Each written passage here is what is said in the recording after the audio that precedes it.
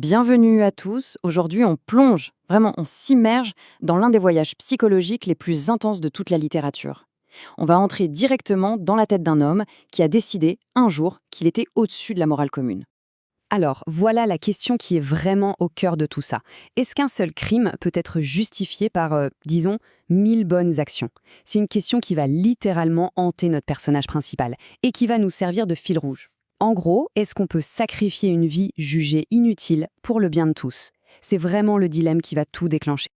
Bon, alors, entrons dans le vif du sujet. On va faire connaissance avec notre protagoniste, un certain Rodion Raskolnikov. Il faut s'imaginer un jeune étudiant, brillant vraiment, mais complètement fauché. Il erre dans les rues un peu sombres du Saint-Pétersbourg du 19e siècle et il est littéralement consumé par une théorie. Une théorie à la fois fascinante et, on va le voir, extrêmement dangereuse. Et pour bien comprendre ce qui se passe dans sa tête, il faut imaginer sa situation. Il vit dans une mansarde minuscule, c'est à peine plus grand qu'un placard. Il est écrasé par la pauvreté, par le sentiment que son potentiel immense est complètement gâché. Pensez-y, la faim, les dettes et par-dessus tout ce sentiment d'être plus intelligent que les autres mais d'être complètement piégé. C'est ce cocktail vraiment explosif qui va nourrir ses pensées les plus noires. Alors, c'est là qu'on touche au cœur du problème. Ou de son génie. C'est toute la question. Il a cette théorie qui, en gros, divise l'humanité en deux. D'un côté, il y a les gens ordinaires, la masse, qui sont là pour obéir, pour suivre les règles, et de l'autre, les extraordinaires, les grands hommes, les Napoléons.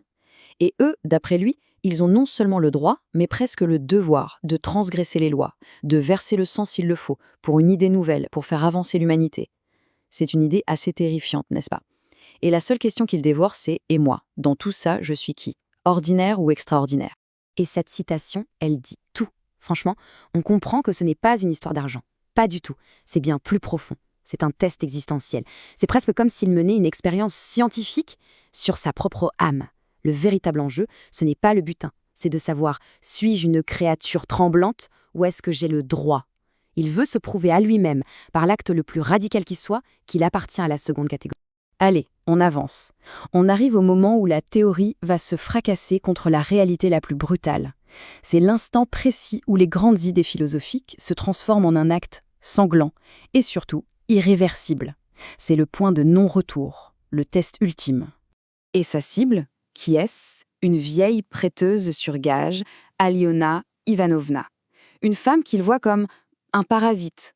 Un pou, c'est le mot qu'il utilise. Quelqu'un qui exploite la misère des autres. Dans sa logique tordue, la tuer et utiliser son argent pour faire le bien, ce serait presque un acte de justice sociale. Bref, c'est la victime parfaite pour valider sa théorie. Et le déroulé des faits est glacial. Tout est calculé, mais en même temps, tout est incroyablement tendu. 18 heures, il quitte sa mansarde. 19 heures, comme par un signe du destin, il trouve une hache. 19h30, il passe à l'acte. Il assassine la prêteuse sur gage. Mais voilà, 5 minutes plus tard, l'imprévu total. Sa sœur, Lisaveta, entre dans la pièce. Et là, panique. Il la tue aussi. Et d'un coup, le grand crime philosophique se transforme en un double meurtre, brutal et sordide. Et c'est précisément là que tout bascule, parce que Raskolnikov, il pensait que le plus dur, c'était de commettre l'acte. Erreur. Il va découvrir que le vrai châtiment, ce n'est pas la prison. Non, c'est l'enfer psychologique qui commence à la seconde où le crime est fini. Et ça, sa belle théorie ne l'avait absolument pas prévu. C'est un véritable effondrement psychologique en plusieurs étapes. D'abord, son corps le lâche. Fièvre, délire, cauchemar. Ensuite, la paranoïa constante. Chaque bruit, chaque regard dans la rue. Il est persuadé que tout le monde sait ce qu'il a fait. Ça le mène à un isolement total. Il se coupe de tout le monde, de sa famille, de ses amis. Il est juste incapable de se connecter à qui que ce soit. Et comme si ça ne suffisait pas, il se lance dans une espèce de guerre mentale, un jeu du chat et de la souris hyper dangereux avec un enquêteur redoutable, un certain Porphyri. Et cette citation de l'inspecteur Porphyri, elle résume parfaitement sa méthode. Il n'a pas besoin de preuves matérielles.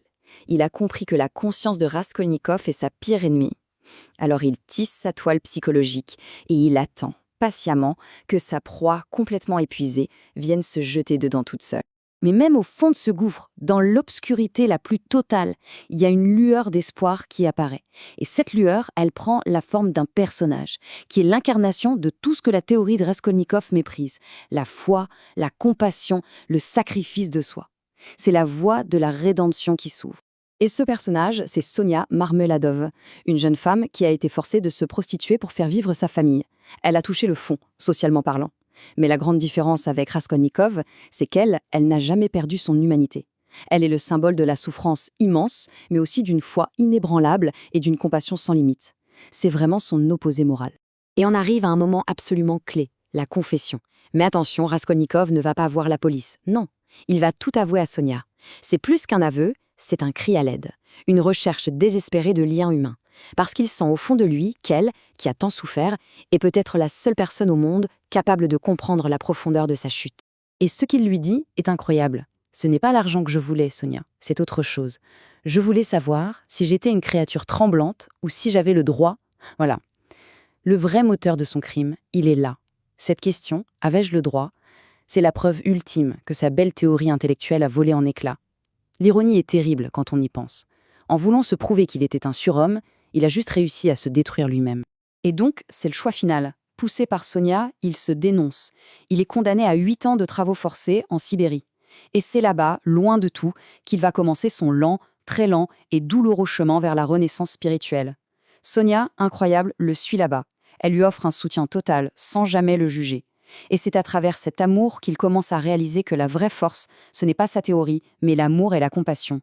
Il entrevoit la possibilité de renaître.